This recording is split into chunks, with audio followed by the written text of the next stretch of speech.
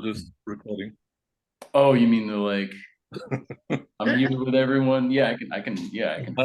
I can also do that. I mean, if you, yeah, it's I will be the leader.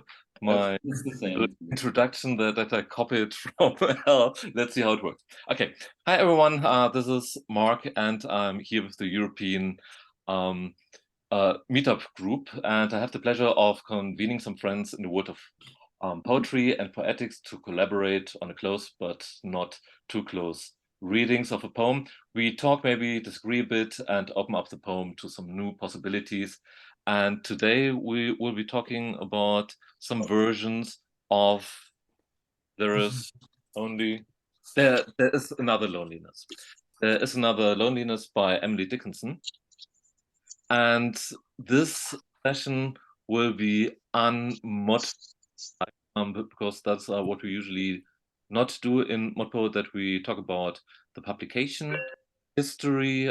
Maybe we will also talk about the life of Emily Dickinson, which I also think is in the poem, how it works.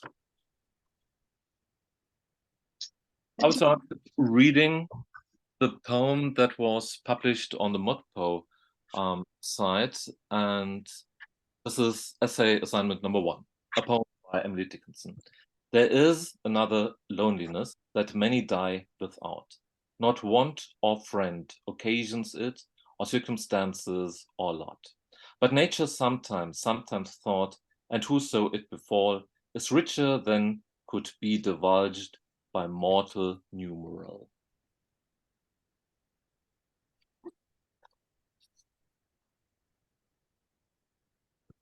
My suggestion is that we talk about the differences in these versions. Or maybe I can start with this, that Emily Dickinson didn't publish her poems, and during her lifetime only a few poems were published by Thomas Wentworth Higginson. And I think it was her sister who found all these manuscripts, and the texts that she produced were not meant for publication. You have something that looks like a poem, and then there are certain words that are scratched out or they are not scratched out, and then she has different versions to that. And in 1955, there came a collection of Emily Dickinson poems by Johnson, and some years ago, a project that was already started at the end of the 1990s by Franklin. Franklin is nowadays the standard for the Emily Dickinson poems, and this is the version with the collection of all her poems. I gave you... And here's the Johnson book. Well, our library actually had it, so. This is mine. Different color. Yeah.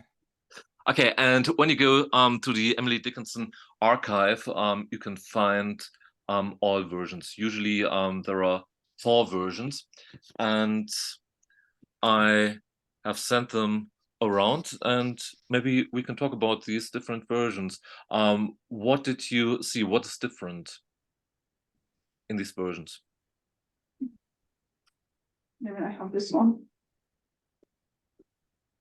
Well, you fumbled over circumstances because apparently it's only one circumstance in another version. And circumstance kind of fits in the meter a little better. Yeah, that was a big part of my essay. Franklin also has that. Franklin has 2 versions. The one that he published, and there he only has circumstance. And then he has another version where he has 2 suggestions, circumstances and circumstance. So even Emily Dickinson was wondering what to do. Singular or... Well, yeah, I said I think it slows you down if you, it just almost brings you to a total stop. And your reading was really great, Mark, especially the mortal numeral. That is such, what a weird phrase. That was when I was happy that it was over. Which Anyway, version are you um, referring to, Terry, with the circumstances? I'm having trouble loading the, I don't know if it's my internet connection or something, but which of the versions in particular is it, so I can do my best to try to call it up? well, the one in the essay assignment said Oh, yeah. circumstances. Right, Two, right. Well, one. circumstances were a lot, yeah. Yeah, And the one in this, yeah. Says I don't know circum- where it comes from. Do you know, Stanley? No, all I know is I've got a couple different versions of it and I haven't really been able to. But I just, you hear that you come to a stop almost. So it's not really with the meter and you have to give it another extra pause just to get going again. Which is kind of in a lot of ways okay. It's a little bit lonely out there in the, you know. I mean, the argument that I made in my essay when I thought that the S was supposed to be there and didn't realize that this was something to be debated was that because it disturbed the meter, that what Dickinson was doing was showing that more isn't always better. And that when we put more and a fuller thing in, the whole is less than it would have been without that extra stuff. So I thought it was a meta thing. But then I found out the S might not have actually been there at all. That's a good reading though. I like that. I mean, I stumbled across it as well, and over it when I was reading it. So I kind of looked up the Emily Dickinson archive thing where you can read her handwriting. And I think if I read it correctly, it looks like it's circumstance, at least in one of the pictures. I'm not sure if I can get a link or something, but it's just in the edickinson.org thing. I can try and send it around. That's the one I'm able to open it. Yeah. But I mean, I like the reading that you did with the S, so maybe we could just add it in if you'd like to. Well, it depends on what it's supposed to be. There is meaning either way. It's just a question of which was the one that was supposed to be there. What's interesting, because they had some typos on the ModPo pages, and then they took the Franklin version, and Franklin version actually has circumstance, so singular, and I have no idea why they stuck to the plural. In this one, on the Johnson one, this one, Oh, Johnson is singular. it's the same. Thomas Johnson. Well, there are two things. And also has singular, but in his critical version, he also has both circumstances and circumstance. And then there's another word in the second to the last line. Is richer than could be revealed as in Johnson, and then divulged. Yeah. I don't have a date. The Johnson one says 1868. I haven't got a date for this one that we have on the ModPo page. Is it before or after? Say again, which year? The date, because in Johnson's one, it's circa 1868, and I don't know which one came first. It's fun because divulge sounds more gradual, actually. For example, and revealed is more ordinary, let's say. Franklin has 1867. So this one is before. Okay, thanks. Yeah. But that's what poets do. Emily Dickinson really wasn't published too much, so she didn't fix anything. She didn't have to fix anything. It's like variations on Bach when he says you get to a certain point and then play whatever you think. So once the thing is published, it's been really fixed. It's fixed as permanent. But Emily Dickinson didn't have to be permanent, really, because she wasn't really subject to a publishing house.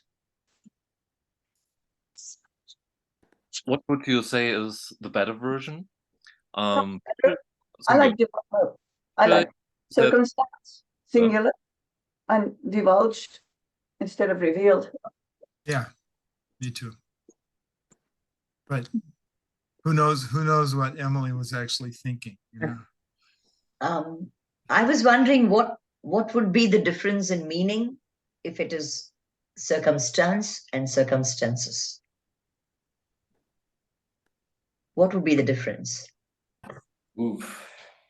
I mean, If you just for put the singular. answer, it's the same. I think circumstance and circumstances are almost interchangeable in a sort of casual English usage. I mean that's why it's so interesting to think about the meter, as we were saying a moment ago. Right. It's Yeah. so disruptive of the meter as to be Yeah. it's to be surprising, right? Like why is the meter so disrupted here? But I think it's also, the poem is like it's full of these sorts of slanty kind of games anyway. There's all these slant rhymes, and rhymes are really slant, right? Like lot and wait, is it no Without and lot. Yeah. yeah, okay, it's not thought, yeah, that's right, yeah, without and lot, and then befall and numeral, right? Like those are Yeah. really slanted rhymes. So it almost makes sense that there would be this moment of wobble in the rhythm. I'm looking at I don't know if it's the one that I just sent around, because the Emily Dickinson archive is a little Yeah, clunky. that's really slowly. Yeah, I right. was wondering all the if somebody time. could maybe put up a link to the versions, because I'm having trouble pulling up. Yeah, I posted a link in the chat, Suzanne. You might for that's some one of reason the my chat- handwritten versions. Okay. Oh, I see now. My chat was hidden. Thank you.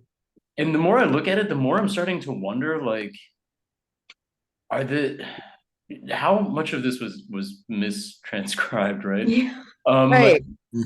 Should it be not want or friend, or should it be not want of friend? Yeah, the or and the of, same in the last line of the first stanza with circumstance of lot, or is it or lot? Because Yeah. in the ModPo version says or, but I think of would make more sense. I think not Yeah. want of friend makes more sense, right? Yeah. Because want of friend, if you have want of a friend, that means you don't have a friend who's lonely, right? So that would make Yeah. they would not want or friend, like it also makes sense, but it seems a little bit more roundabout. Well, it's redundant, right? Because she then goes on to say or circumstance or circumstances or lots. And to me, want and circumstances and lot are kind of the same thing versus friends. Yeah, I was wondering about that in English, because when in Dutch it could be a false friend, but lot is really when you look at the translation, it's like fortune, but in Dutch, lot is really like misfortune, so it's much less neutral than circumstance, and I don't know how that is. If that's the same in English. I'm about Yeah. to open the dictionary here, Rune. We'll get some etymology here, but that's good. Yeah, no, I think you're right. And I think we used to say your fortune was like your fate. It was determined by you, and it could be good or bad fortune.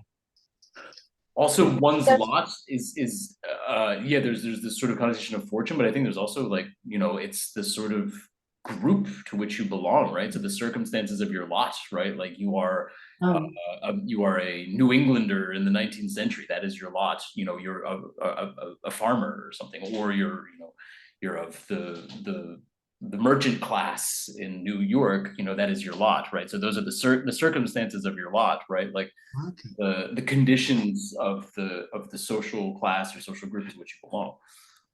It would make sense. Could we go back to circumstance? Because what you're saying, Max, I thought circumstance, like your circumstance is your child. But circumstances are groups of things that can come and go. But I consider circumstance or a lot as synonyms. Your circumstance is a child. Your lot is that you're a child. Right. Yes, I agree. I think it overlaps. The meaning of circumstance and lot overlaps. Right? Yeah, I think so too. What about lot? What is the right spelling? Capital L or lowercase l? Well, always, you know, lowercase l, unless you're referring to the biblical. I'm referring to Emily Yeah. Dickinson. But that I mean, we need. I don't know. Is there somebody who's particularly versed in the stories of Genesis and what happened to Lot to tell us whether this makes any sense whatsoever? I'm not, but I'm really used to cursive, and that's a definite capital L. Yeah, that was the wife of, Lot had his wife, and they were going out of the town of Sodom and Gomorrah, and she was very curious, which is what happened to Eve and Adam and Eve. She was very curious, and so she turns around, and she's turned into a pillar of salt. So, I think Emily Dickinson does that on purpose to make us think about, if you don't obey, your lot is to be turned into a pillar of salt. Yes, Max indicated the story of Lot in Genesis. I think that there's also what's behind that. Emily Dickinson was quite religious. She knew her Bible, and she included that. And with the capital L capitalized, it looks like a name, right? Yeah.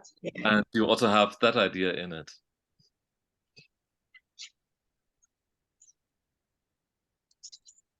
But that's what poets do. They pile meanings to a word. Or is it a lot?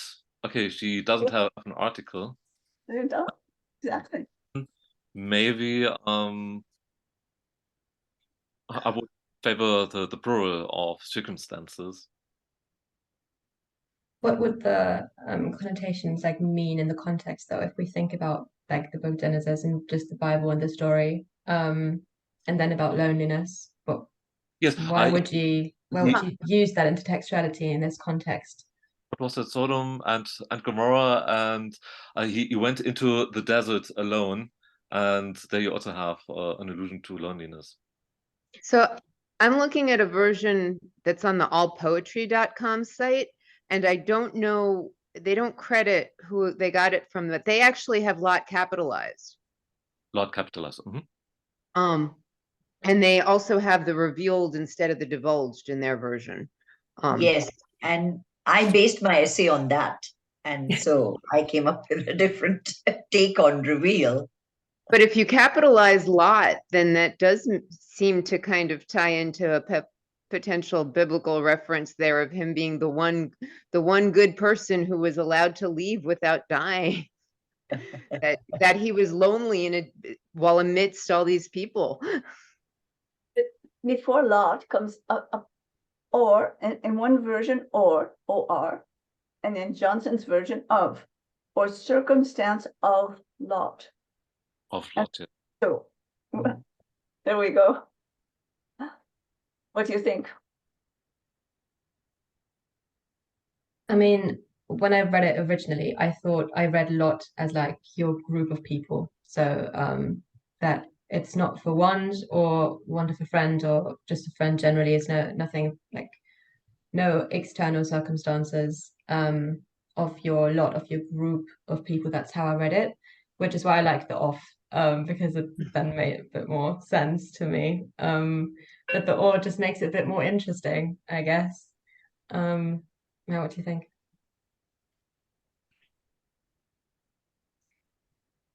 Yeah, it would be just redundant circumstance or lot in a lot of ways. You start splitting hairs between the meaning of those words, but circumstance of Lot, then it makes it more like fate. And that it's put upon you rather than something that, you know, that she has to take care of her ailing mother. That kind of thing is the circumstance of Lot. And she can't get out of it no matter how she tries, or whoever is in this situation. And it's definitely a capital L. I just, from the handwriting, it can't, because it'd be, do we have another L in this thing? Yes, it's usually a looped, and it doesn't have the higher loop like it does in this handwriting. So you've got the handwriting right there in front of you. Yeah, well, yeah, that Max sent that link to, right, and it definitely looks like it's a cursive capital L, and so That's When you go one page to the right, you get another handwritten version, and then it's definitely a small L. oh, now where's that? Oh, I didn't check that. I remember that there were different versions. Oh, in Befall, there's 2 small L's. Yeah. Yeah. And those are different. Yeah. Hmm. Yeah. Yeah. The small in Befall, it's this, and the capital L would start up higher. Oh, but in the second, wait, sorry, I had to step away for a second because one of my cats was like eating something it wasn't supposed to eat. Did you in the second one here? Did you guys talk about the fact that it's in fact or circumstance of lot? No, that it was with a small, not capitalized. The one with a little L, yeah, that we were just. Oh, Here, The preposition or linking word or whatever that is, or and of, yes. it's yeah. I'm sending this link to y'all so you have it. I think this is the one you were just talking about, Jeroen, with the small L. Yeah. So it's or circumstances of lot. That's crystal clear. Mm-hmm.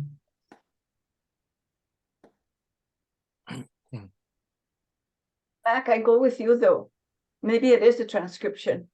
By the time it went from the hand to the press, Yeah. got a little bit changed, maybe.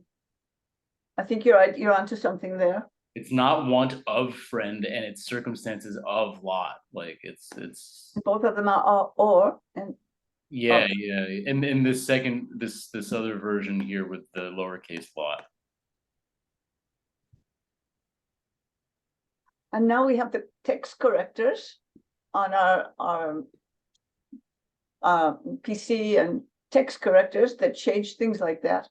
For example, I work with 3 different languages and it's always changing from one to another, the text corrector. So I give a different message when I don't mean to.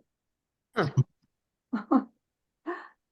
I don't go back and read it. It goes from Spanish to Catalan to French, and it changes the text corrector on my telephone, or messages go out wrong. On this version that just got sent out, to my eye, they're both lowercase L's. Mm-hmm. Is that what everyone else is seeing? Yeah. no, this is my deductive reasoning. I think this is a transcription. I don't think it's the same hand. This Ah. and I think the lot in the first one is definitely capitalized, but I'm going with the of. You going with the of in the first one, the one with the capital L lot? Yeah. Okay. 2 so ofs. Version is of and lowercase l. For of lot. is what Dickinson wrote, and it wasn't simply a transcription error here in the second version. You think it was actually her handwriting, Max? Oh, no. I'm following your hypothesis there that it's a different hand, but that this person has accurately transcribed of and not replaced or with of. Does that make sense? Yes. Okay. So that or could have been an editor's choice, an intellectual choice, not a visual choice. Yeah, or maybe, I mean, yeah, I don't know. Could we look at the poem and say what it means? What Yeah. would be the version? I think this is really hard. I think this was like a very difficult first essay assignment. It's just, yeah, we've done a lot of talking about the, some of the textual, potential textual differences and what they might signify, but the poem itself, just to grapple with this, it's a beast. Like, I loved this as my first essay assignment, though. then great. Because there's so much good in it, and like it haunts you once you start thinking about it. You know what? You know what's haunting me is I wrote my essay like 5 years ago. I can't find it in the archives, and I have no idea what the heck I said. What version I wrote in, And I asked, well, anyway, because I know I've changed quite a bit since I wrote that. What about the dashes? The version has a dash after loneliness. The others don't have a dash after that. Is that important? But you don't stop. You just go on. Loneliness that may die, or loneliness that may die. Could you read it again, Mark, the first two? You read it with the dash and without? Mark? I don't know whether I can do that. Okay, I will try my best. The difference is that when there is a dash, you make a pause. There is another loneliness that many die without. And you can also post-modify loneliness. There is another loneliness that many die without. Or is it is an enjambment, but usually we stop at the end and make a pause. But I think she ran out of space on the paper. Say again? She ran out of space on the paper. So there is there's the edge of the paper dictates the end. So it's got to pause just because it's the end of a line.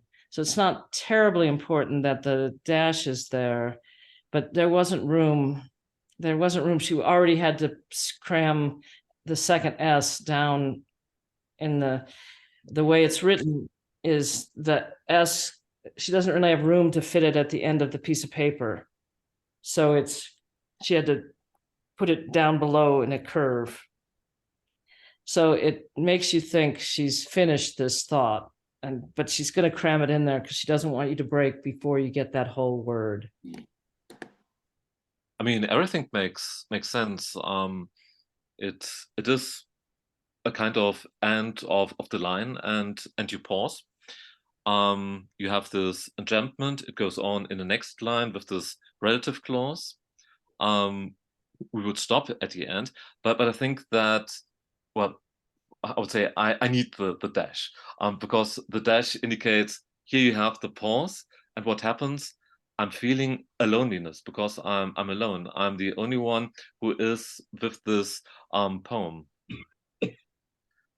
Yeah, that makes sense. What would you say is this other loneliness? Are there different versions of loneliness? Lonelinesses? I mean, she's telling us there are. As the first line. She's starting with there's another one, so she knows that we all know there's at least one. And she's telling us there's another one, and then she explains what it means to her. Or I mean, she doesn't really specify what it means to her. She's like, this is the general truth. There's two, or at least more than one. Could be even more, I don't know. But the first stanza basically seems like her saying, this is that it's just another way of looking at the normal loneliness that you might feel. To me, it seemed like she was telling us there's loneliness and then there's solitude. That may be just a different way of looking at the same phenomenon. But I mean, if you look at the text, in the second stanza, she says it's like something that comes with nature, which is mostly her. Isn't it something that she connects with, like divinity often? So that's a complete new thing coming in there. Yeah, but I think generally, if you have to summarize it, I think she's talking about there's the external kind of loneliness if you are alone, and then there's the solitude if you feel something from within, which is the other loneliness. It's loneliness that's not negative, it's positive, it's richer. Well, the idea that I had was that this is meta-poetical. Yes. When the writer is or poet is writing poetry, he is alone. That is this loneliness. But you aren't really alone because you're writing for someone. You're talking to someone. And when you read poetry, how do you do that? You're also alone. Nothing is meant to distract you. You love your loneliness. You are together with that book, and you get richer by understanding what someone told you. So, Sense? so it's like a poetic loneliness, Right? like this loneliness afforded by the space of the poem, which is like not a negative loneliness, as Junio was saying, but rather kind of like a form of solitude. That. Yeah, no, that's yeah, it's interesting though. I think that still kind of complicates a little bit the kind of like intersubjective thing that like we would kind of bring with a typical ModPo analysis, right?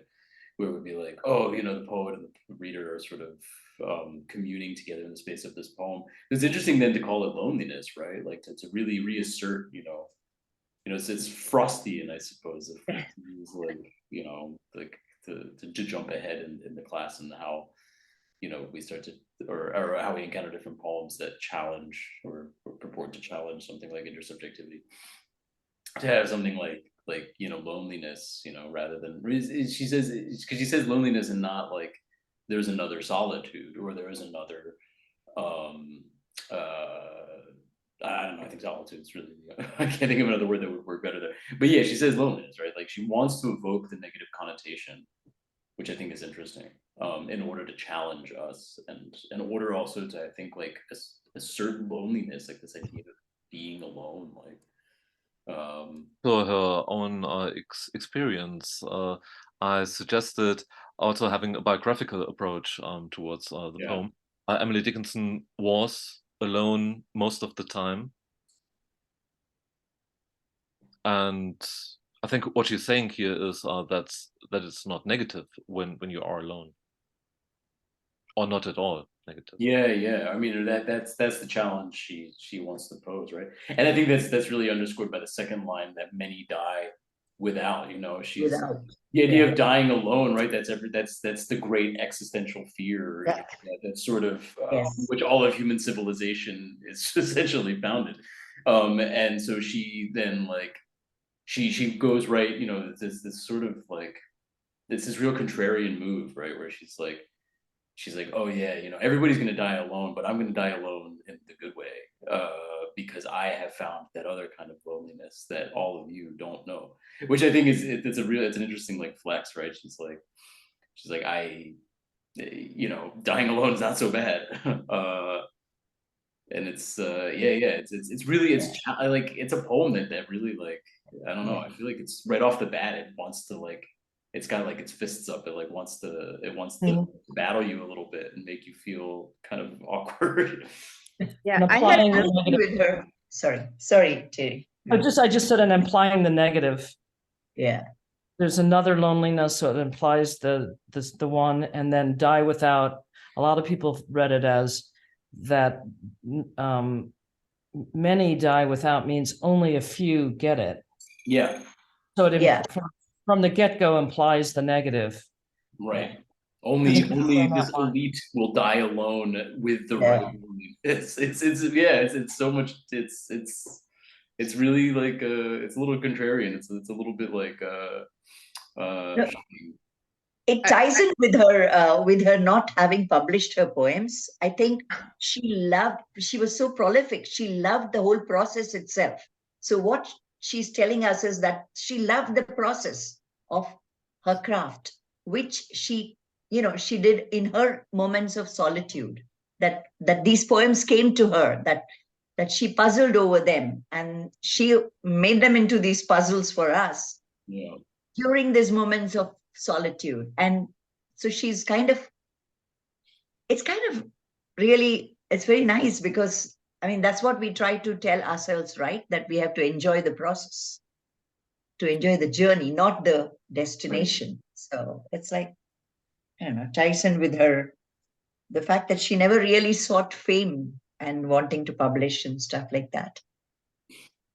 And I think that sets us up nicely for the second stanza here, right? Like because like, okay, so yeah, there's the biographical reading, Mark, which I think is important, right? Like she did in fact like live and work alone, right? But she's also telling us right off the bat, like, there's the loneliness I'm writing about is not the one that you associate with me. you know, future reader, right? Like you know, this is not the loneliness that's occasioned by want of friend or the circumstances of Watt, right? Like she lacked friends and she had these circumstances in which she essentially lived her life alone. She's saying there's this other loneliness, right? That's like it has nothing even to do with the fact that I'm physically isolated, or you know, that I'm isolated or something. It's like there's another loneliness. It's a little, yeah. I don't know. I'm curious what everybody made of the.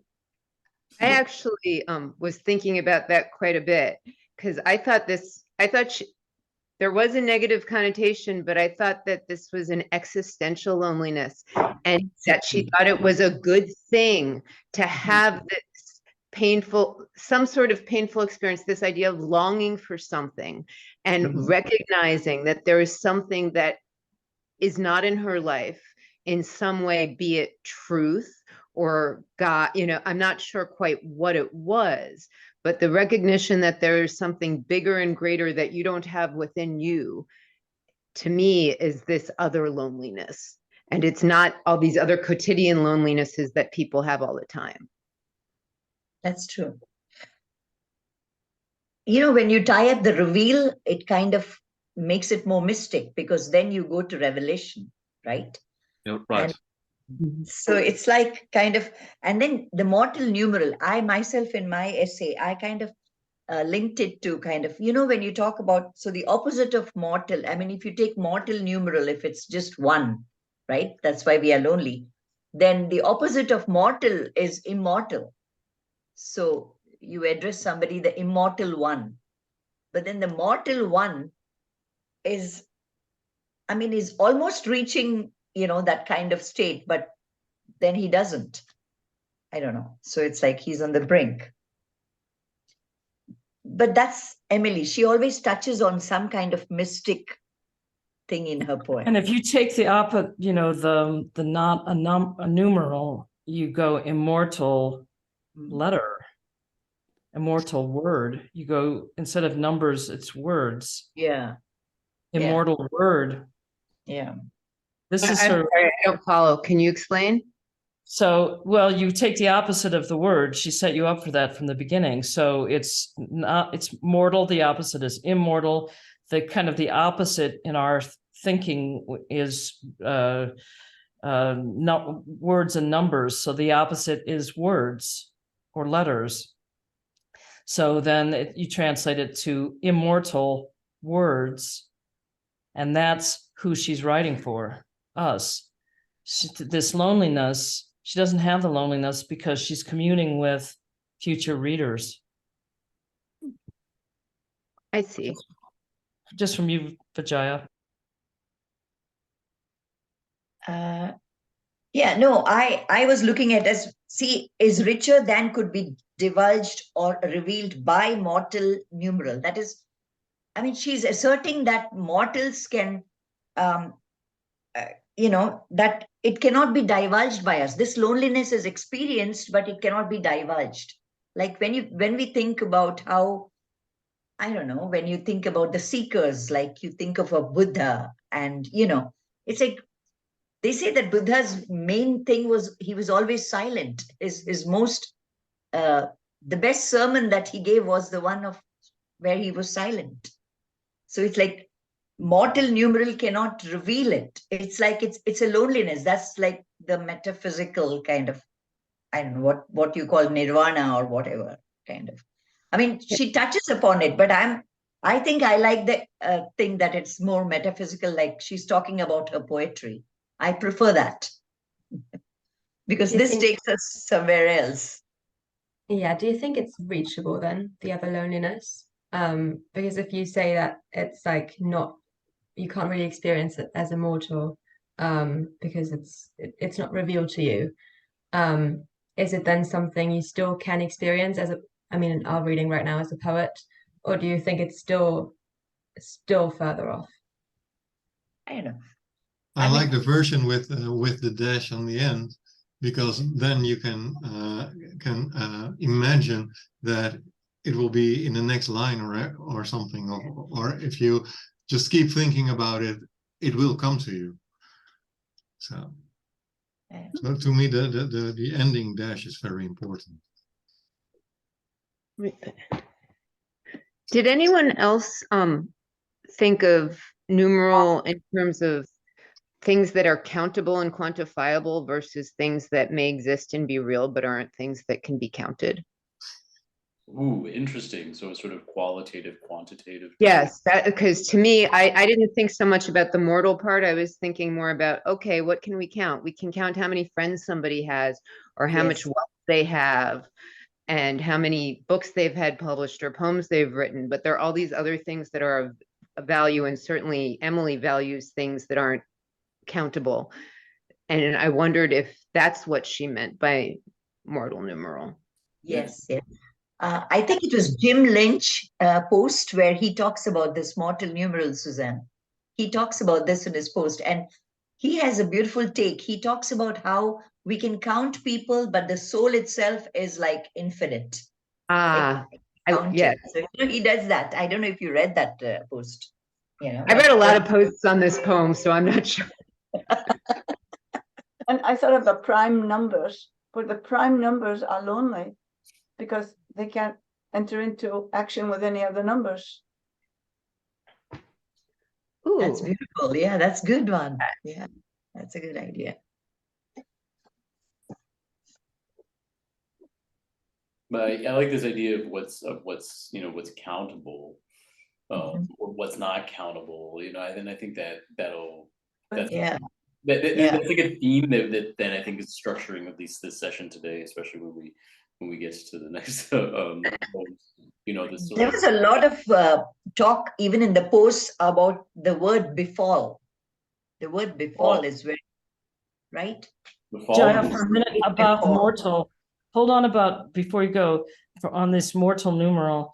As you were saying, Max, that the things that can be counted, but they are going to expire too. They're mortal. So you can count these things, but they aren't eternal. The things that we count. Yeah. So it's a like the circumstance or lot. It's right. It's the tomorrow's circumstances. She implies that as well. That's That's it's mortal. It goes away at right. All these things that disappears. we count that we can kind of observe empirically, right? It's they have this sort of they're temporary, or they're fleeting, they're worldly, they're Yeah, but it's almost like it's your accounts. You've done your accounts for the day, and then somebody comes in and buys another piece of candy. When you send the account, you got to figure in that piece of candy because it's stuff that it's mortal. It's going to go. It's not fixed. Yeah. It's not immortal. It's not set in stone. It's an accounting that we've made that tomorrow now we have 41 friends instead of 40. Just okay. Go on. It's a big fault. No, that's great. It also just makes me. I mean, it makes me think real quick too of what the opposite of the mortal numeral would be, which is of course the immortal word. And so that seems to be a little bit implied here at the end, right? The word, of course, being in the Christian tradition, the word of God, right? Like the word is this. I think we talk about this in ModPo, like there's this sort of whole tradition, right? But the word has these divine connotations. Yeah, but I think Vijaya's thing is better that it's her work. That's the poetry, not the divine thing. Yeah. But there's, I think I would agree. I think there's this frequent Dickinsonian thing where there is this blurring of what Dickinson does and the divine. Like we see that all. Yeah. And that's why she's such a she's so fascinating and kind of like you're radical, right? I guess if we were to say, right, like she plays a lot with what would have been these kinds of religious conventions of the time, and sort of slots herself in them, and equates herself with gods, with God, the Judeo-Christian God, and various other like divine figures, frequently. To me, it feels more like the sensitivity to poetry, not poetry itself, but like poetry is something that's immortal or bigger, and some people are sensitive to it. Many die without connection to poetry. Mm-hmm. And if the sensitivity to poetry befalls you, then we get it one stage higher. I don't think that the divine word is so far-fetched. Emily Dickinson was quite religious, and if you consider the meter, it's ballad meter that is typical for hymns, for church songs, and she has this quite in a quite regular form in this poem. I think there's a difference that I always see, and I think maybe you were getting to that, Max, that she's religious, and I mean, I think maybe everyone in New England at that time was like, you know, it wasn't. Today, it's a brave thing to say, I'm an atheist in America. We just kind of don't say that. So especially then, you didn't say things like that, and your education was with the Bible, and so these are the universal references. But I think she was also you know, she embraced the transcendentalism, which was a little bit more like existentialism. You've got to make your own right. You don't just take the dogma as your right. So I think she was making her own religion, and so alludes to it and certainly knows it, but I don't think that she would make this in praise of God poem. That's just my take. What do you guys think? Yeah, she refused to go to the church, right? She stopped going to the church. That's what I heard, that she no longer wanted to. And that was pretty radical in those days, right? To stop going to church, like when everybody goes to church. Also connecting the divine with poetry and poets in general, I think, is something that she does often in her poetry. I think that's I can't remember what it's called now, but I think it's called I Reckon When I Count at All or something. First poets, then the sun, and then something else, and then the heavens of God. But then in the end, she says that the poets kind of encompass all of the other things. So they are basically the most divine, I mean, not the most, but one of the things that can grasp the divine in contrast to everyone else. And that's something that this poem does maybe as well, at least in our reading right now. True. Okay, and here, European folks, I'm reading the Man Without Qualities, Robert Musil. He says, this is 1912, I think, or so, that we're over this period where the church is God. It's now art is God. Right, that's a very modernist gesture from the time. So look at Emily Proto; she's heading there. Yeah, for sure. I think we can start to see that here for sure. What about the comma or no comma after but nature? Is that important? Oh yeah, that line is structures the sentence. Where does sometimes belong to? Is it the repetition that refers to a thought, or is it sometimes that refers first to nature and the second sometimes refers to thought? I interpreted that sentence, like I rewrote that sentence grammatically. I said, because you have to go to the previous one, not want or friend occasions it. So, but nature sometimes occasions it, and sometimes thought occasions it. That's how I split it.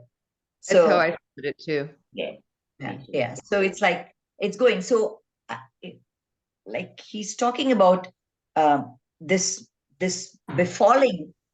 befalls to some people by nature, and I don't know what he means, and then some people's because of like who work with the mind, thought kind of, who like, I don't know. So how do you kind of divide these people who are kind of naturally kind of inclined to this loneliness, and people who think that is the writers and the poets, right? And the painters who work in solitude. I don't know. I mean, that's Mark, the puzzle that she has put forth, right? Right. And what about the comma, Vijaya? Mark was asking about the comma. Do you think it's a pause? That's a grammatical thing, but nature sometimes, because I think that's an adverb, which is the adverb sometimes is kind of I don't know, what do you say? It's qualifying the verb, occasions it sometimes. So it's qualifying that verb. So what about the comma? Why and then comma? And the next sometimes, you have to put a comma there because you are separating them. The next sometimes is applies no, to the comma after nature. That are versions that have, but nature, comma, some. You know, I don't remember too much of my school grammar, but I don't know whether you put a comma after before the adverb. I don't know. I'm not sure. No, you don't. I think you don't generally. Right. You don't. But you could have it as a qualifier, right? But nature sometimes thought And that's how I read it. Bob the Builder. Yeah. Yeah. Right. So It's not necessary. So it's definitely a pause. It's definitely, if you put the comma in there, it's asking you to think about the word nature. Yeah. Yeah. There's something very musical about it. It's like a long musical kind of thing, you know, it's like an expanding musical, that repetition, right? It's like it makes you stop. It's like if you imagine in a song, you know, it's like an extension. I don't know. Maybe a rest. Yeah. What do you think, Mark? The pause in that you put in when you have the first comma kind of makes it rarer that nature gives you the opportunity. Yes, yes.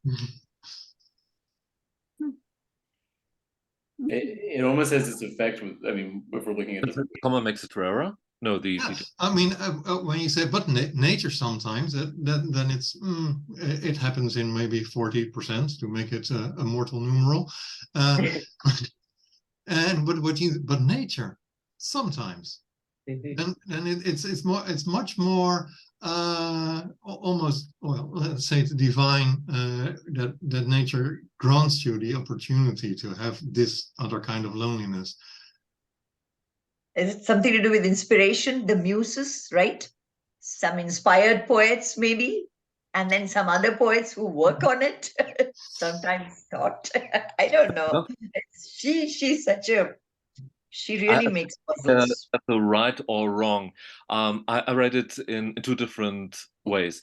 First, Jerome, as you read that, it's where's the line? But nature, okay, that but nature sometimes not, but nature sometimes. And the other version is but nature sometimes, and the repetition stresses the sometimes that is related to thought. Oh, wow. And as it is typical for Emily Dickinson, everything is so ambiguous. We do not know. Why we love her. All that we come up here in our diverse readings.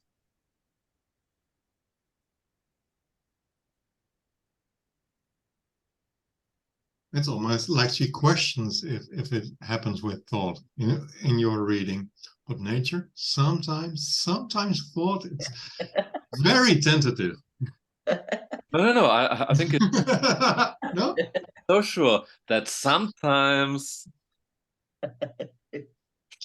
Thanks. Nice. Sorry, nature's a given, but sometimes thought. Right. Stay with nature, yeah.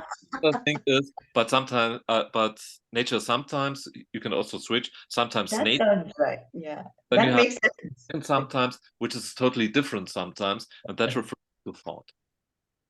Okay. I just want to go out. I want to just go out and get underneath a couple trees out here and show you nature. Right down to the cholla. Yeah. Just right down in the cactuses here in New Mexico. Yeah. She was a gardener, wasn't she, Emily Dickinson? Yeah.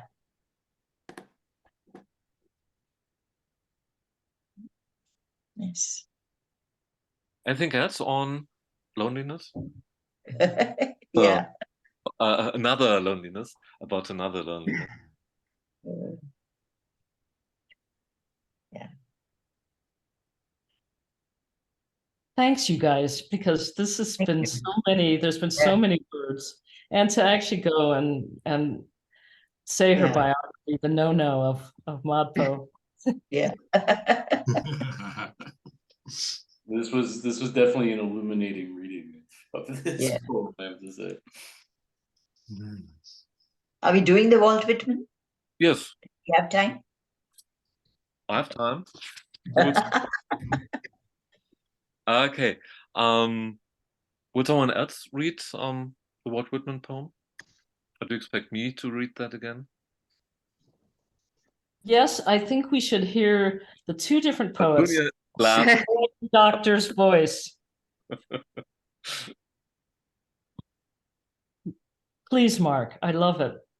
I'm happy to volunteer and read it if you don't want to. Oh, Max, it would sound so American then. Is that all that wrong with Walt Whitman? Yeah, that would be appropriate. I think that's the preferred. Jeroen, Jeroen, can you read it? Do you have? I don't have it in front of me. Okay. When I heard the learned astronomer.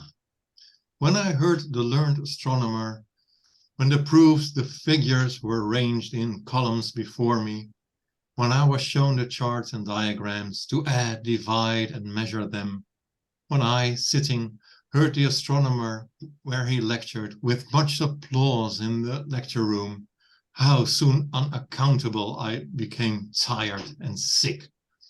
Till rising and gliding out, I wandered off by myself in a mystical, moist night air, and from time to time looked up in perfect silence at the stars. Oh, Well done. Yep. yes, I also included Edgar Allan Poe's sonnet to science, because that is poem that always comes to my mind when I read Walt Whitman's poem about the astronomer. Usually I get some criticism because that's not part of ModPo. Poe isn't modern enough. My suggestion is we simply refer to it if we have some ideas that goes with it. Yes, what do you make with the learned astronomer? Actually, with the speaker attending that lecture. Because you sent this out in this grouping where we were going to be talking about Dickinson's loneliness. Okay. Yeah. And because I had been stuck on the non-quantifiability, when I heard the learned astronomer, I was thinking about how the learned astronomer was listing all of these measurable things and these and these numbers and all these things one can measure, but then all that mattered was the non-measurable, just looking up at the stars. So I thought it tied in really well. Isn't it typical for Whitman? Yes. Making own experiences. But he always lists so much.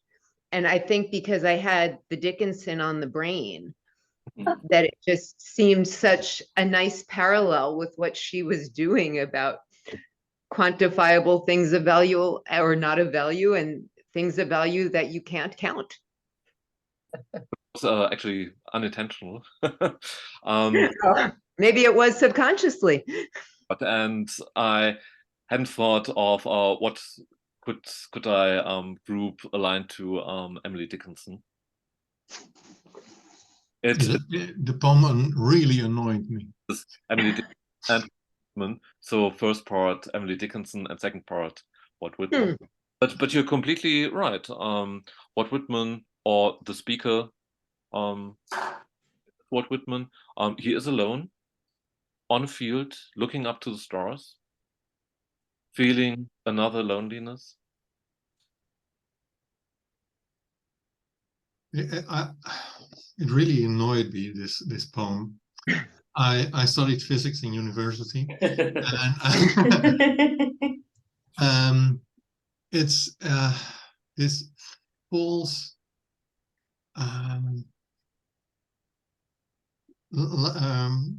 there's this weird idea that if you think that something is nice or lovely, that you're not supposed to understand it. That knowing more about it takes away from the beauty or something like that. And that is, if that was true, why are we here trying to understand poetry, right? It's the same thing. If you look as an astronomer to the stars, you still think they're beautiful.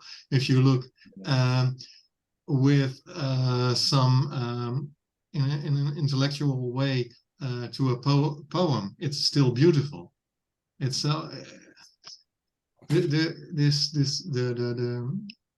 way he rushes out because he loves stars too much to hear what they are.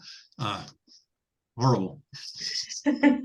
Yeah, I think I agree with you, Jeroen. I mean, Yes. that Yes. I was surprised at how much this poem anticipates into some or resembles and perhaps to some degree anticipates a current like anti-science discourse that we have Yes. in the 21st century. That's a huge part of the culture wars that are sort of sweeping the globe. That there's this whole like, Whitman is like, oh, science is like, we don't need it. I can just go, like my own experience, my own truth is more important than what you come up with all your fancy graphs and figures. Yeah, I thought it was really interesting. And in some ways, I think it's a very like in the longer, history of literature, it's a very anti-modernist stance, because I actually think that like the modernists, the high modernists that we'll encounter, especially in the coming weeks of the class, and that we're already familiar with to some extent, they're actually like really into science. Like even if they're not like, even if it's not really I mean, like Gertrude Stein like went to medical school. Like they're actually really into like scientific progress is interesting to them, and it actually opens new possibilities for art and literature, and it's not something necessarily to be resisted. So I think here with Whitman, you have this kind of like, you have this specious, opposition that's being made or set up here, right? Like poetry versus science, which actually kind of falls apart for a while in the 20th century, and then kind of comes back now in the 21st century. I think so I thought it was a really interesting. I had read this before, but of course I hadn't quite thought of it in those terms, as I did, preparing for today. I read an article about him being very superficially interested in the transcendentalism and stuff like that. So the article made out him to be like not very deeply interested. So I think this poem is like something like that. He has kind of just grouped the two, his feeling about the romantic feeling for transcendentalism into this, and I don't think he has thought it through. But because then you also think about him as the person who's who's talking about all the expansion, the Western colonial expansion, that comes with technology, with science, right? That's true. So did anyone else think about Zeno's paradox? Huh? I think I was a little more, I didn't realize quite how negative he was being about science when at first blush. And so I was thinking more about Zeno's paradox, in that you can sit and you can discuss and try to figure something out, but at some point you can just walk across the room. And did anyone else have that reaction? Oh, right. No, but it's we mentioned So I wasn't as negative about it. I didn't read it as quite as anti-science, because that's what I was thinking about. More like the fastest way of getting to stars is just walking out. Yes. But there's a line there, Suzanne. He says, "How soon unaccountable I became tired and sick." I mean, there is a negative line there directly, Yes. right? Yeah, I think that was Absolutely. that line made me not think about that, because I think generally, so then I agree with you that it doesn't have to be that negative if that one line wasn't there. And I think actually the last part, something bothers me about it being too perfect, like the use of the word perfect silence, looking at the stars, that seems a bit too good to be true. Like even Whitman would know that there's no, why would there be perfect silence looking at the stars? Is it just him juxtaposing the silence with like the too much applause in the lecture room? Is it just saying, well, I would very much prefer the silence? But I mean, I'm not sure if that's good enough reason for it to be in perfect silence. Just I can't really take it seriously. It's like wish for this, just looking at the stars. You know, there's something that I read this poem to my poetry guys on Tuesday, and one person, well, we only had like 2 minutes to go. It was right. And I said, well, I've got a short one from Whitman. And they said, did he ever write a short one? Yeah. Hey, and the negativity, it could be also not a negativity about science, but an actual, could we say, Whitman's way of being humble, that it was he that was sick. He wasn't able to comprehend. So he doesn't, it's not that science is bad. It's not good. He couldn't get it anymore. It was a lack on his part.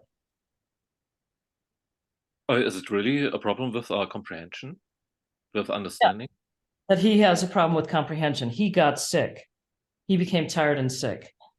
So this is all fine and all that, but he wasn't able, he couldn't take any more of that in. And, you know, so it's not that science is bad necessarily, because this is the line we say makes it, it's a negative reaction to the lecture, but he could be, he's never humble. So this is his humbleness saying, I got sick of this. Yeah, and it was unaccountable. Yeah. He had no reason to. I remember. Yes, That's a nice idea. Yeah. That makes sense. Somewhere that Whitman loved going to these lectures, and lectures were quite popular in these days. Ralph Waldo Emerson is famous for his many lectures that he gave. I don't think it's about understanding or comprehension. I also included the Poe poem, and here Poe complains that the scientists stole mythology. You also have that in a Whitman poem. In the mystical, moist night air, it's mystical. This mysteriousness of the world. I think that is what is important for the poet. And when the scientist comes and explains what that is, they destroy the world. That's what I feel about the Whitman. Exactly what I feel about the Whitman. What exactly? Well, when the scientist comes along, they destroy the natural appreciation of the natural world. That to me, I mean, I don't know what you said while I was getting off the train and coming home. But I mean, to me, he's saying for him, he doesn't want to know what the astronomers has discovered. He wants to just be out there and look up at the night air. Right. I think mystery. William Wordsworth, who argued about Newton, who destroyed the rainbow. In former times, the rainbow was a sign that the union of God with mankind. And then Newton came and explained, no, it's reflection of light in water. Or in the Poe poem, science, true daughter of old time, thou art, who alterest all things with thy peering eyes. Why praise thou thus upon the poet's heart? vulture whose wings are dull realities. He gives realities. You destroy everything. That's what he's saying here. How should he love thee? Or how deem thee wise, who wouldst not leave him in his wandering to seek for treasure in the jeweled skies? The jeweled skies, when you look up at this night sky, you do not see stars, you see jewels. I bet he thought with an undaunted wing, hast thou not tracked Diana from the car? And then he goes on. If you think about the planets, they have names like Venus, Mars. They used to be Roman gods, and nowadays these are planets and no gods anymore. Mythology has gone. Science destroys myths and mythology. Just as Whitman was not writing a sonnet.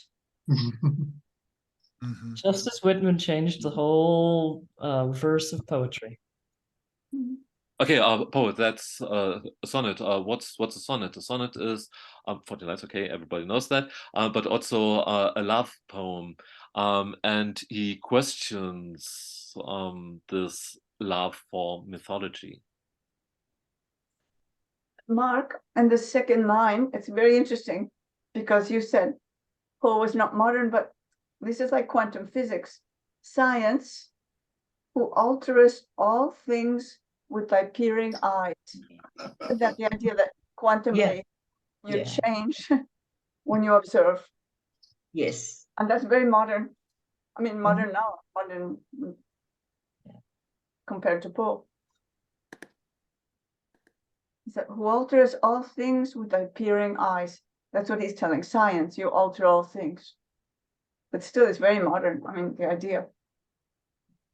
He was the first to propose that, Poe. Poe proposed that. What is it, Jeroen? Which theory? The act of observing. The act of observing changes the experiment? Yes. Schrodinger? And he got it from Poe. That's true, but still it's very interesting. The line is very, very interesting. Harry, you indicated that Whitman did not write a sonnet. He has this free verse.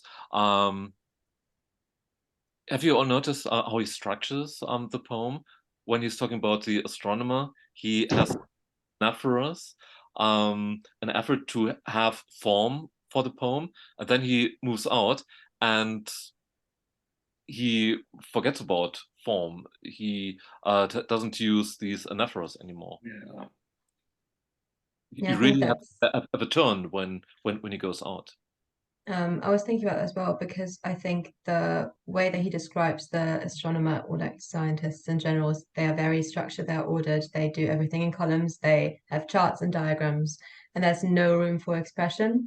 And then when he walks out the lecture room and he's rejecting everything they're doing or saying by just leaving, he also leaves the form behind and leaves the anaphoras and just starts doing everything as he wants it to be, which I mean is very Whitmanian, maybe just the chaos, embracing that, and maybe embracing individuality as well, which then might be a bit more modern.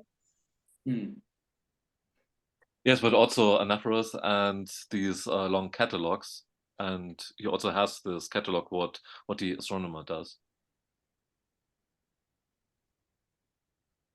but different form, different style. Yes. What do you mean by an anaphora? Anaphora when lines start with the same word. Here you have when I. All the whens. Okay. And then this wandered, learned, looked. That's a American dialect, and it's those contractions did not come into. We don't use those contractions. Looked, learned, we spell it out. We put the E in there. We don't bother with that contraction, but it's definitely American dialect. When I heard the learned astronomer, astronomer, when the, looked up, looked, It's looked. Wow. Oh, it's poetic diction. Also, the British have that in the poetry. Yeah. The line, "Why prayest thou thus upon the poet's heart?" That I think goes back to the other poem. I think it's both the poems are talking about how poets view nature differently from scientists. Why prayest thou thus upon the poet's heart? That's in the Poe poem.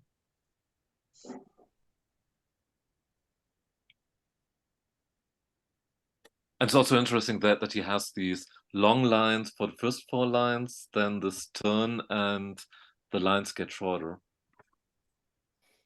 Yeah, So, the lines get longer. The wet, yeah, that's interesting. It's almost this like escalation, this like irritation, right? That's. I heard this guy, and then he was doing this, and then he was doing this and this and this, and then it got to the point where he was doing all this, and I just had to go. And it made me totally sick. I had to leave the room. Yeah, I was ill. Yeah, so the moist night air is almost like a wet blanket to feel better. Yeah. Like a wet towel. Like Yeah, there's the phrase "wet blanket" is to throw a wet blanket on someone's. Oh, yeah, sorry. Yeah. Oh, that's really good, Jeroen. That's really good. That's nice. Yeah. Because the wet towel is a cold compress. Yeah, which is scientific. A compress. Hey, I have to go. It was great. See you in whatever 3 weeks, 2 weeks. 3 Next time. 3 weeks. Okay. 3 weeks. Have a great. Bye. Bye. Bye. Bye. Bye.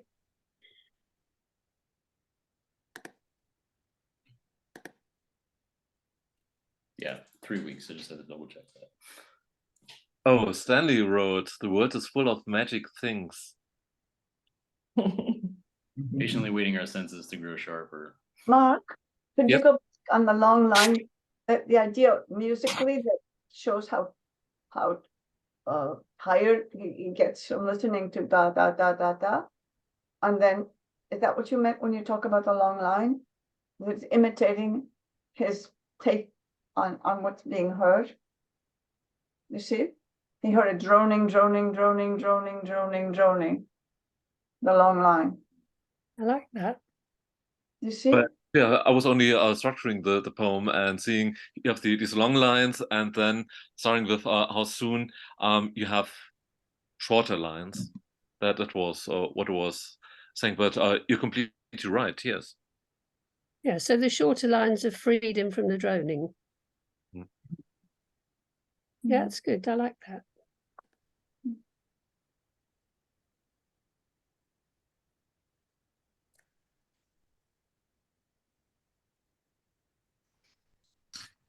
I have to, my wife is just calling me, so I'm going to go, and I'll see you guys in 3 weeks. Okay. Bye. Nice. Stay.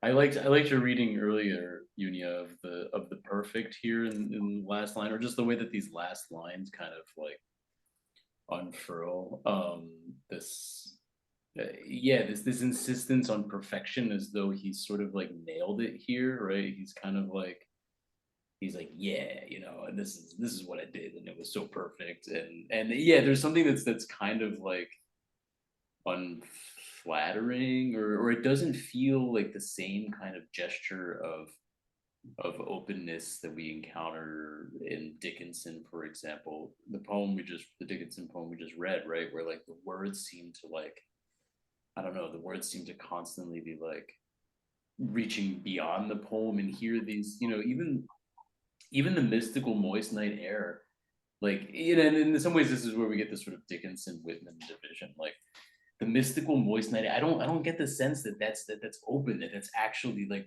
it's not asking us to really like reckon with it. It's kind of like, it's like, oh yeah, the air outside the lecture room was better, because it wasn't full of like astronomers talking. So I liked it better. So it was mystical and it was like refreshing.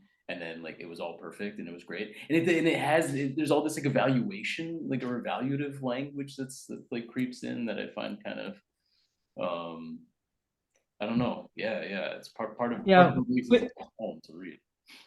Whitman's at his best when he's not so Preachy. judgmental. Yeah. What did you say? Preachy or judgmental. Like he wants to bring a point across here. I think he really, and I mean a specific point like in content, right? He's like yeah, science is fine or whatever, but it's not the same as just like gazing at the stars by yourself. And that's sort of the point that he wants to make.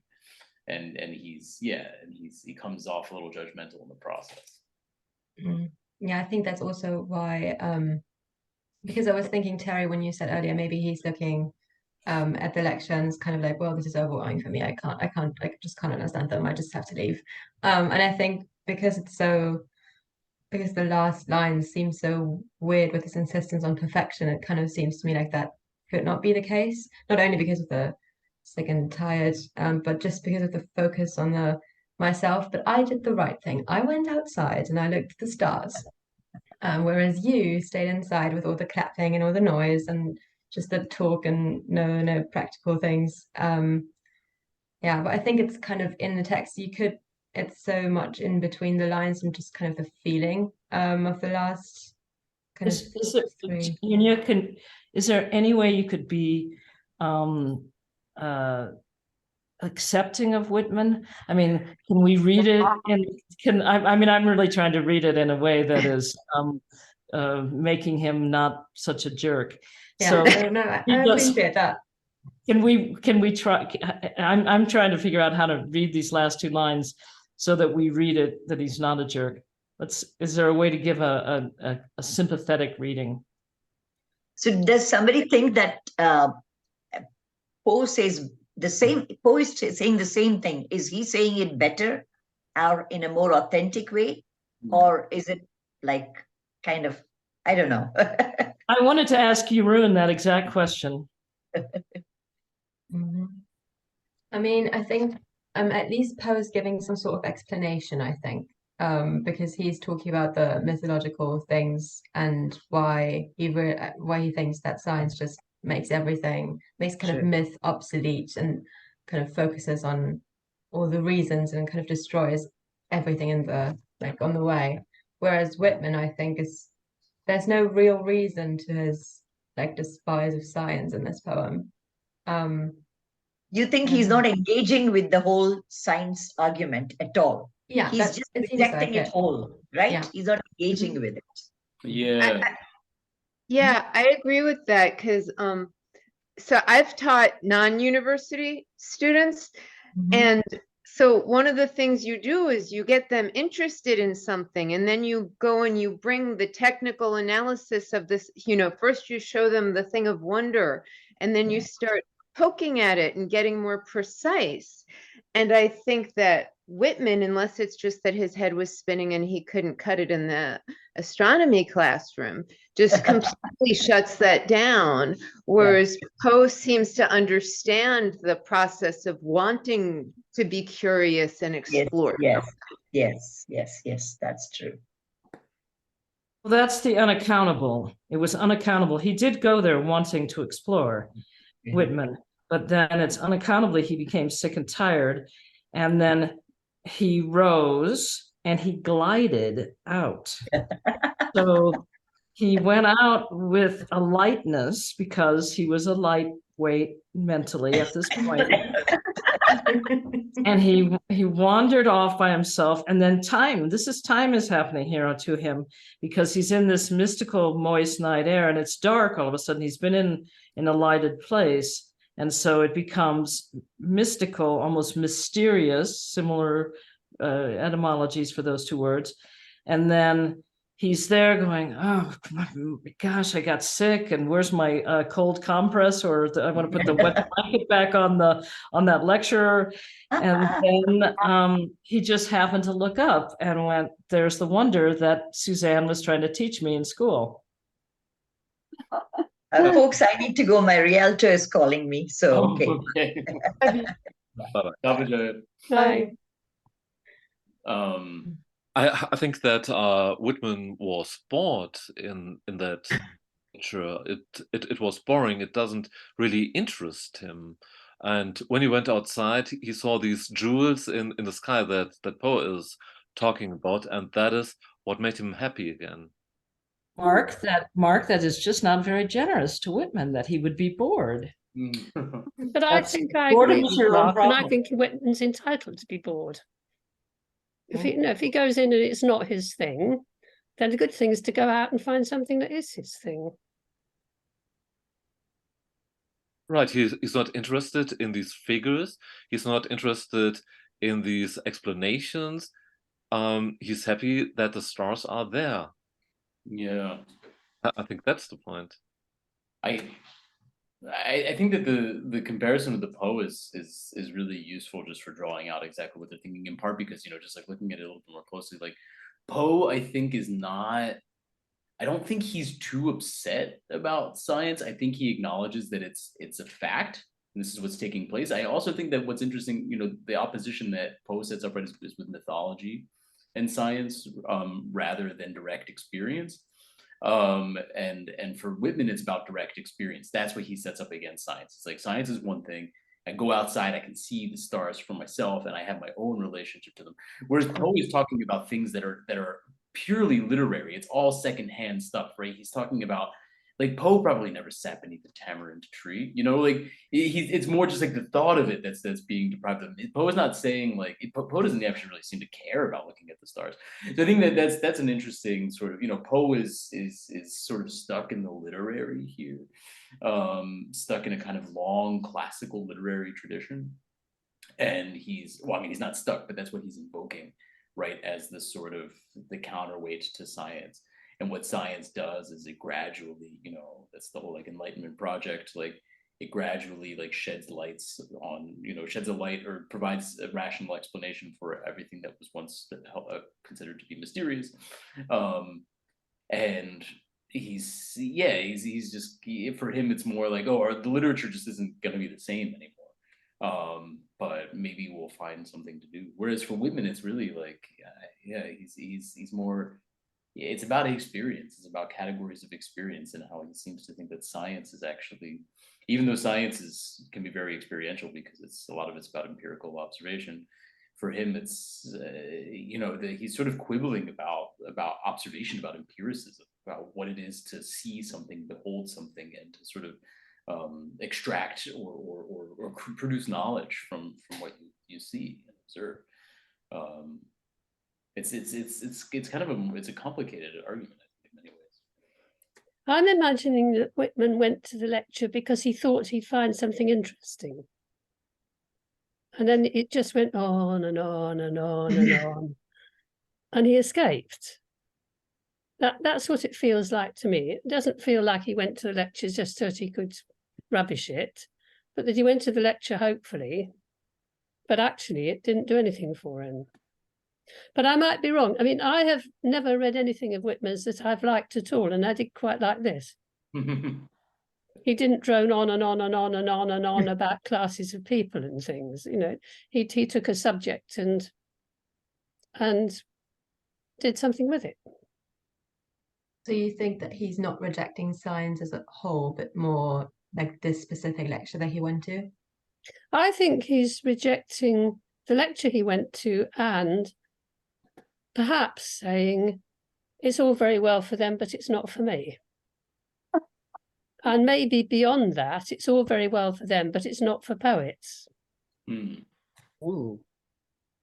Because, but really, I think he's just saying it wasn't for him. He gave it a go, but it wasn't for him. And then when he came outside, and here were these wonderful stars. Mystical moist night air is a bit much, but it's a line in a poem. I don't know. I mean, maybe I'm just being too practical about it, but that's how it feels to me. It feels much more real to me than his poems about all these classes of people who he wants to appreciate, because that's just kind of trying to gather in the whole world and make it his. Whereas this is saying, you know, I went to this thing and this is what happened. But maybe I'm wrong. I don't know. That's just how it felt. But in the poem by Poe, they both look at science as not adding something to their world, but as taking away. Right. Because on the last line, or the second to the last line, he tells how the goddesses and the nymphs and fairies are taken from the trees and from the grass. And then he says science, he addresses science in the first line. Science has torn Naiad from her flood, the elfin from the green grass, and from me, the summer dream beneath the tamarind tree. So, but it ended a question mark. So he wonders if science is taking away all these dreams, all this, what Max said before, the literary references. He can no longer just see the fantasy, but he sees that the reality is taken away. The summer dream beneath the tamarind tree. Is this what you do to me, science? Because the question mark is addressing science, but it's also asking a question. And it could be true. Once he knows Sorry. once he knows how a thing works, maybe it has no charm. You might have talked to this before I got back, but I'm wondering why science is a daughter.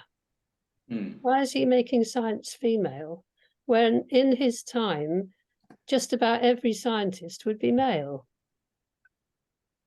Isn't the Latin or Greek expression for it female? Yeah, it's a female. Like the muses. Okay. They're in all fields female, right? Yeah. It's also, I mean, it's a the grammatical expression. It's female, grammatically female. Yeah. What's grammatically female? science in Latin. in Latin. Okay. La science, Yeah. not le or el science. It's not L, it's la. In German. In German, it's female, is it? Yeah, it's female in German. Oh, right. Yeah. Because we don't have gendered language, it didn't occur to me. Yeah. That's a good point though, Jenny. Yeah, I mean it must be because it's the grammatical gender is so often feminine. Well, and it's the in every spawn of, language. I mean, Romance languages and in German. So, but the spawn of man, it is the spawn of man. Science. It's not Diana. It's something man-made. Right, So right. it's daughter of. Old It's not time. the child of.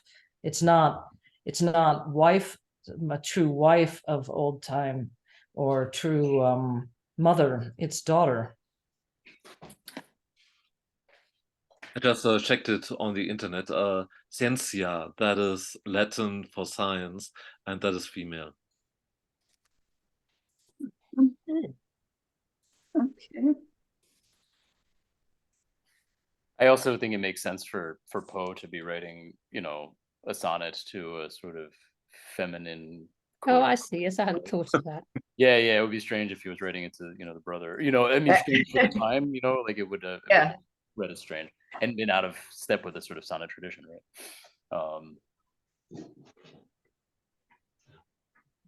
I seem to have a blind spot for sonnets. I never noticed them. Thank you.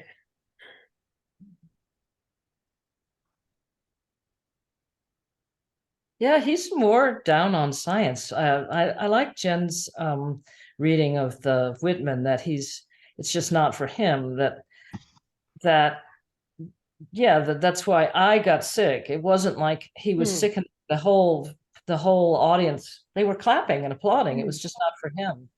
The whole audience wasn't, yawning.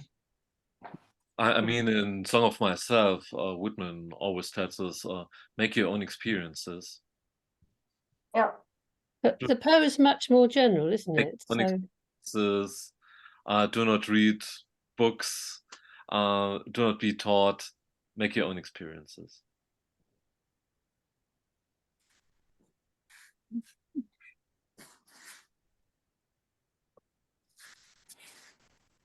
We were in the global study group, we were reading that epigram about the ancient dead Greeks, and how I think in modernist poetry, we start dropping we drop the assumptions that everybody knows who Lot is, who Diana is.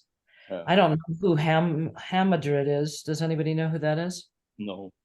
The Hamadryad, I actually have no idea. Nymph or something? Yeah, it must be a nymph. I looked it up. Let's do it. Oops. Mm-hmm. So it's kind of a set of goddesses that were related to the trees. The tree nymph. See, a set of goddesses. Found it. I wrote it in the book. Yeah. Okay. See. I think it's 8 names of goddesses of trees. The 8 goddesses with the names of trees, like oak and beech and whatever, willow. I think Shakespeare also has these Hamadryads.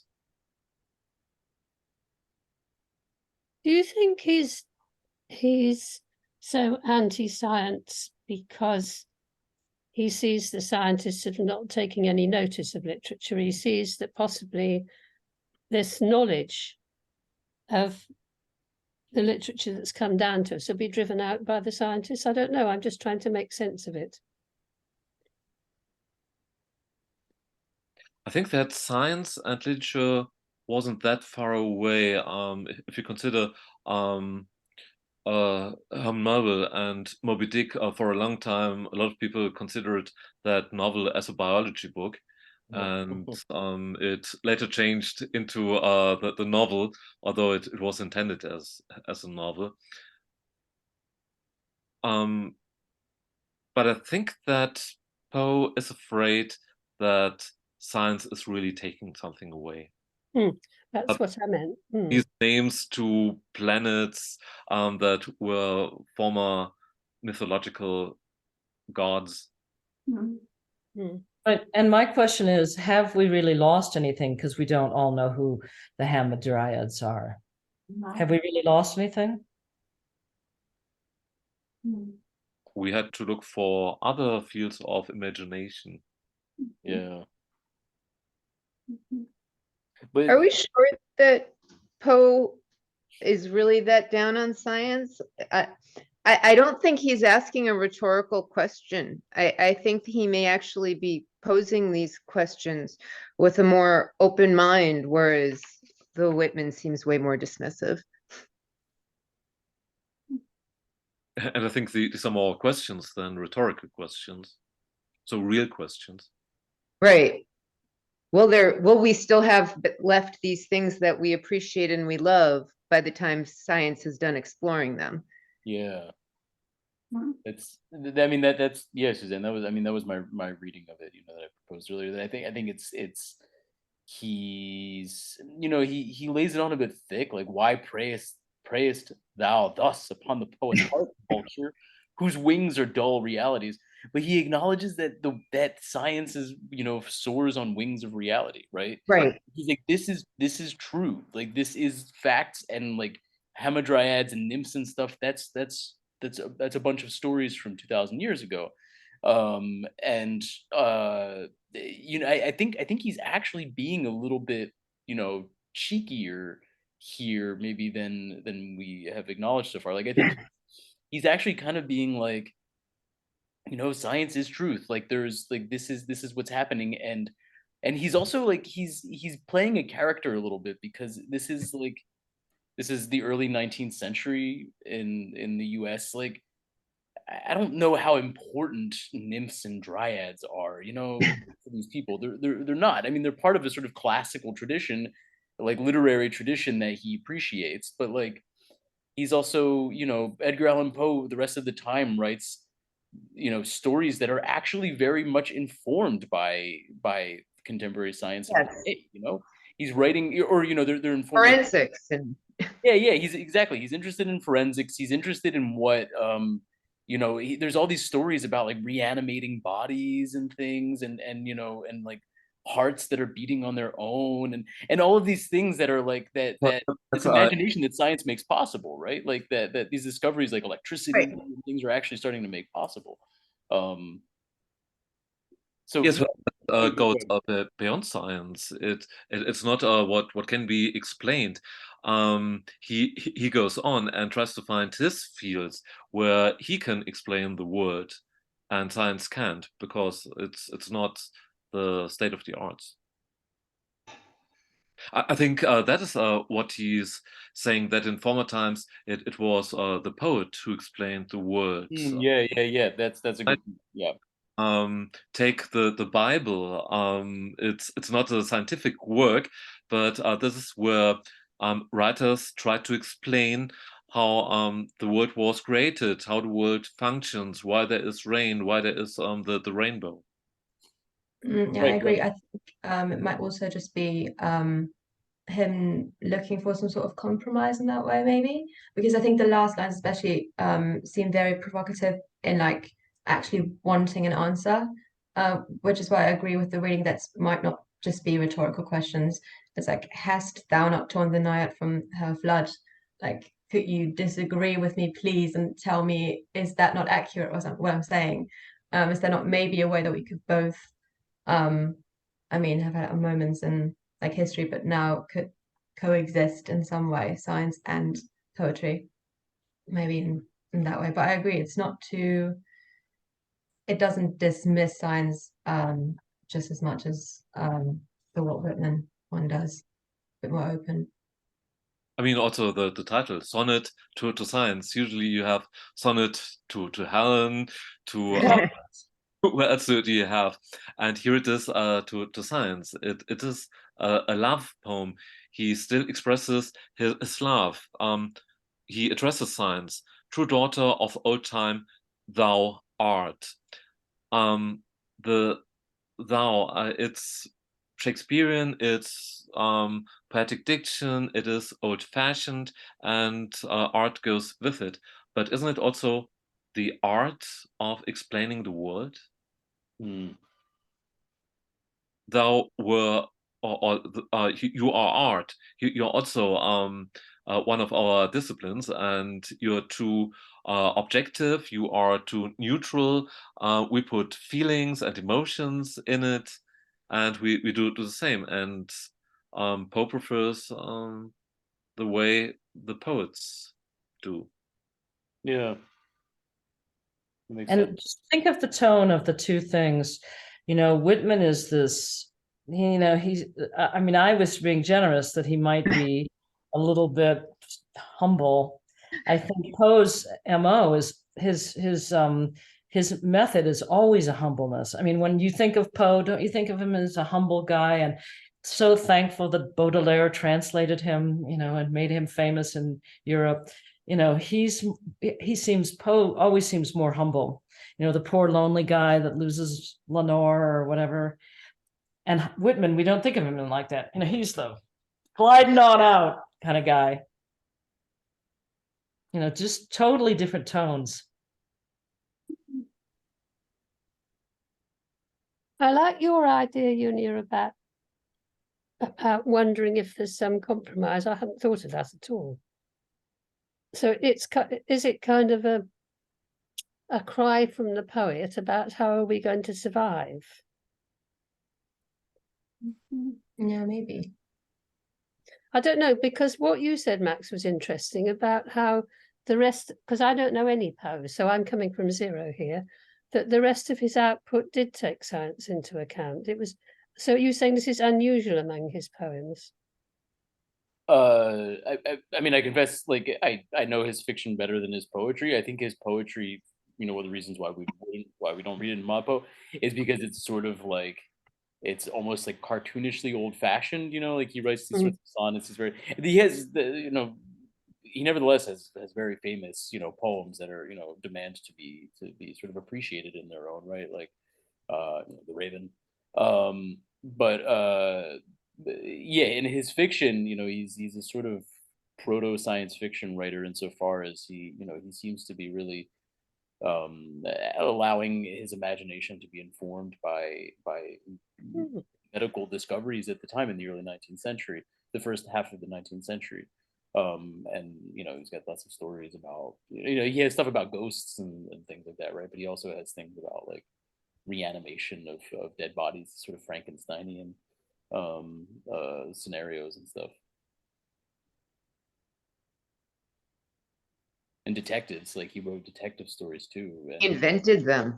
Yes, he arguably invented the modern detective story, 100%. Yeah, with The Murder in the Rue Morgue, by creating this sort of proto Sherlock Holmes character who uses reasoning and an observation, right? You know, the detectives are scientists in many ways. You know, they're using deductive reasoning, and they're observing things, and they're looking in their environment for clues, and that's how they come to some kind of truth. You know, they're not like being relativists about truth, the way that Whitman is in the poem, in Learned Astronomer poem. For poetry, you're completely right. It's untypical for Poe. Poe's Mr. Jingleman. He writes poems that doesn't really make sense. It's only important that they sound well. This is a complete book of his poetry, only poetry, no stories, nothing. Look. I mean, he also wrote ballads, but he preferred shorter poems. If you have The Raven, it's a long poem, but once upon a midnight dreary, while I pondered, weak and weary, over many a quaint and curious volume of forgotten lore. Dash. That's fantastic. That's Emily Dickinson. It's very musical. It's completely musical. Yeah, I mean, it's a Jingleman. That is the expression that Lowell used for him. Yeah. Mr. Jingle. Yeah. Raven nevermore. Wow. Okay. Mortal numeral.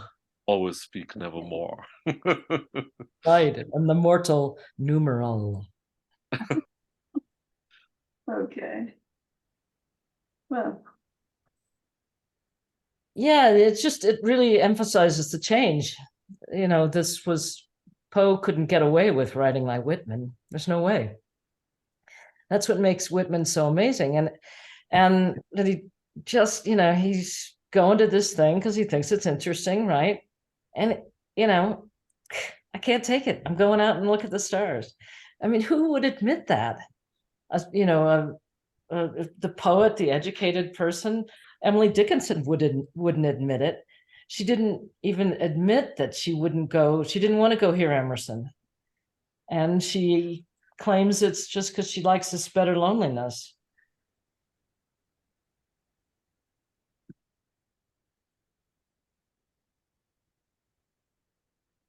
Wow. Final words? Did you make a video of the Elliot one that I missed? Have you made the recording for the one about Elliot, because I missed it? The one. Yes. And I'm still figuring out how to transmit that to the ModPo community. For resources, no? Because it must have been very interesting, but I couldn't. Yes, these videos are quite huge files. I will provide something on YouTube and then send that to Zachary, or who's responsible for that? Yeah, Zach. Zach. That's the best way to do it, is to upload to YouTube and then send it to Zach, and he can extract it from YouTube. Thanks. I probably won't be here next time because we've got a family thing happening. If it finishes in time, then I'll come in later, if I may, please. Yeah, I mean, drop in whenever. We're meeting on the 14th, I believe. 14th of October, yeah. October 14th, 4 p.m. our time again, so 3 p.m. your time, I believe, Jane.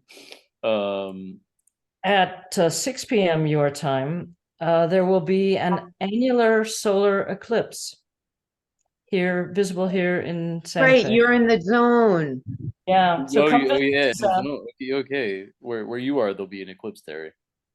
yeah, there'll be an eclipse where I am. So Maybe you can show it to me. yeah, I'll just pop in at about, it'll be 6 o'clock. I'll put some pictures up on the European time zone thing because I'm gonna miss it. Science is cool. Yes. Oh, cool. So astronomy will be happening right in our midst. Yes, but no lecture theater.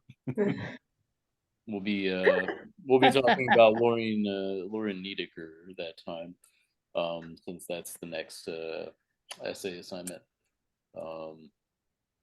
So should be fun. I do like Lauren Niedecker a lot. So. And thank you for picking out these poems, Mark. They were interesting. Yeah, thanks, Mark. And thank you for letting those of us who aren't normally in this group know about what you were going to be doing, because this was quite insightful. Thank you.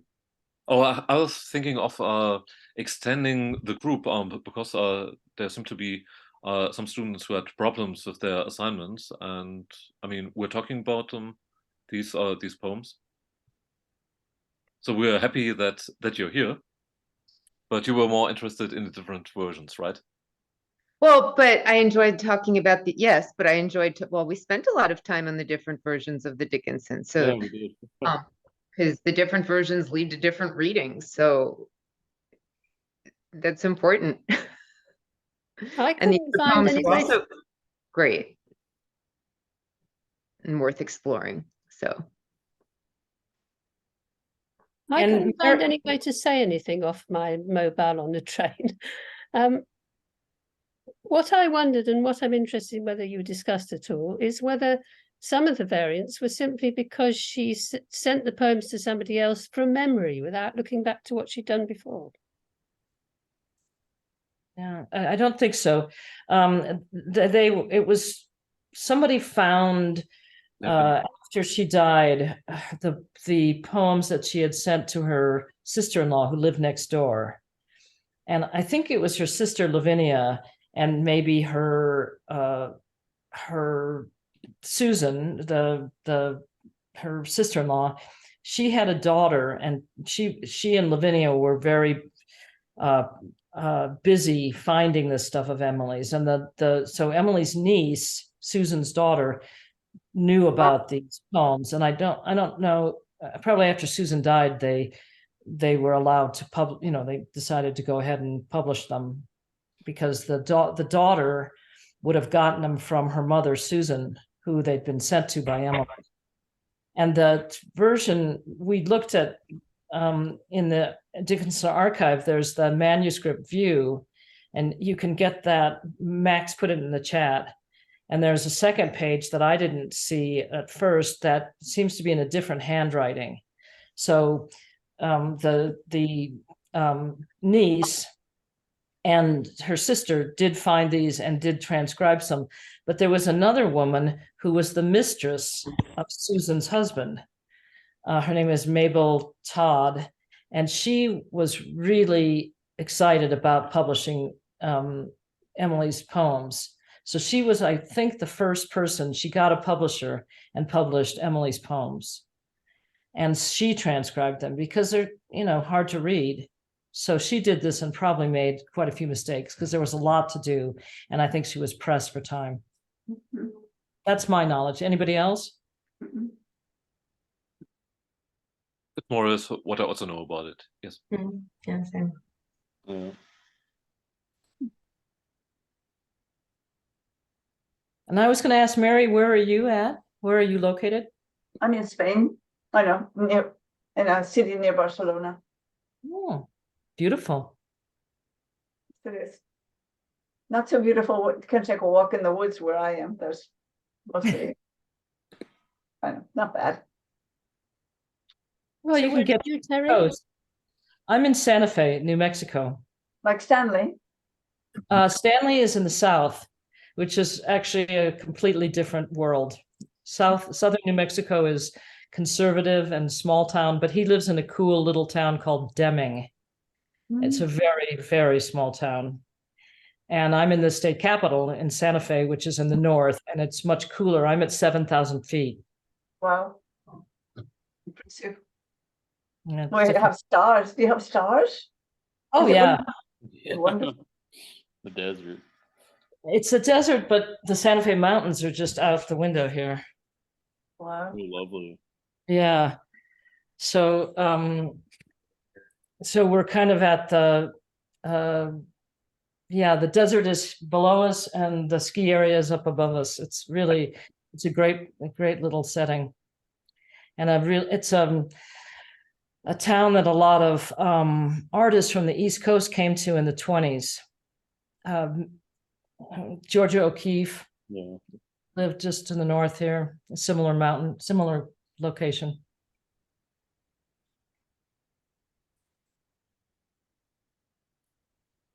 All right, so next time, this is great, you guys. This was Mark, thanks for putting this together.